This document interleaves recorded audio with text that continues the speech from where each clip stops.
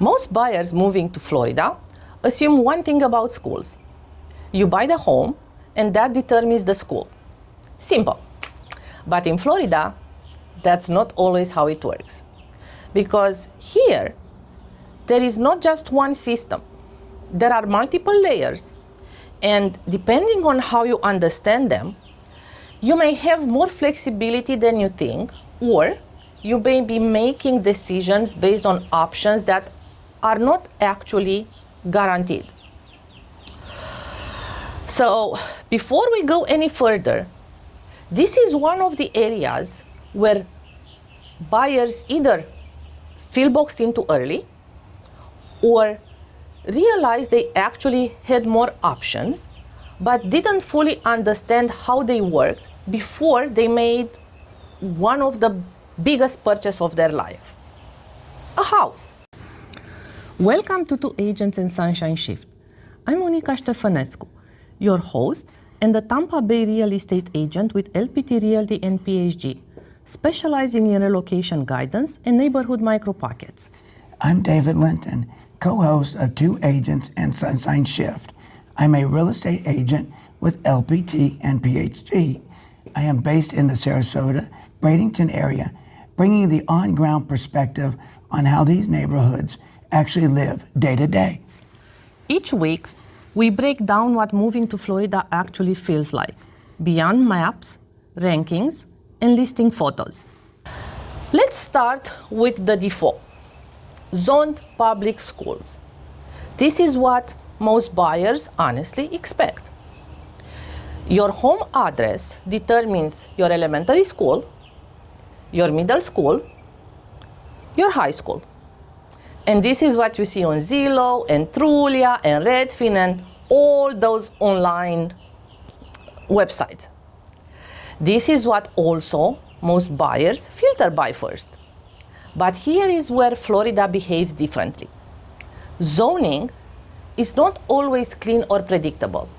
You can have two homes in the same neighborhood, different school assignments, two homes 5 minutes apart, completely different zoning path. And sometimes even a street boundary that splits one side into one school and the other side into another.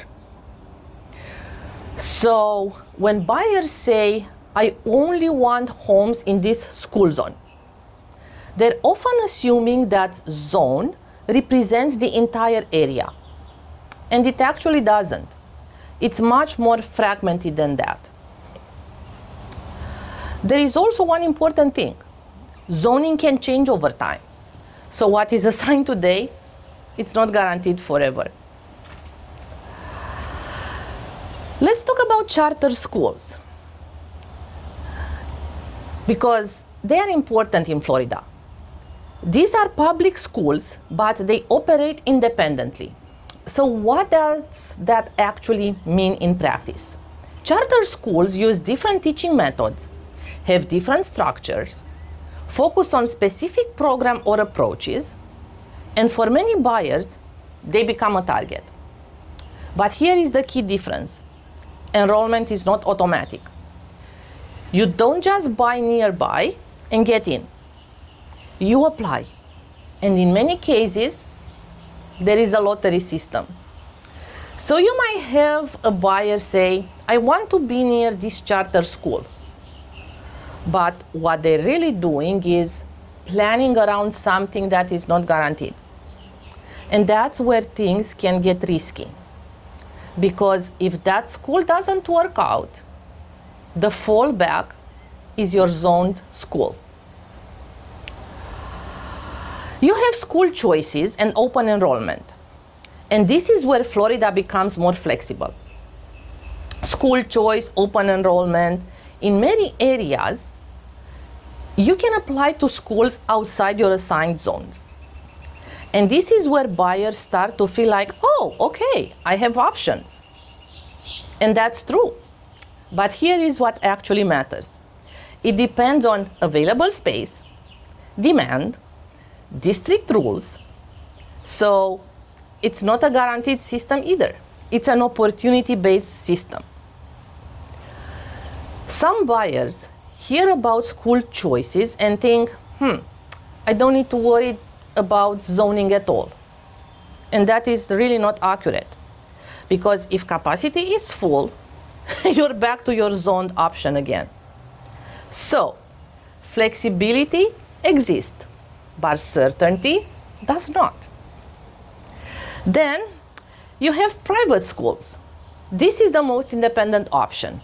No zoning, no district assignment, you apply directly, and this removes location from the equation entirely. But it introduces a different set of decisions: tuition, commute, long-term commitment. So, for some buyers, this simplifies the home search. For others, it adds another layer to think through. So what buyers usually get wrong? When you put all these things together, you realize that Florida is not a single path system. It's layered. Zone schools, charter schools, school choice, private school. And most buyers make one or two mistakes. They either over-restrict their search based on only zoning, or they overestimate how easy it is to access the other options.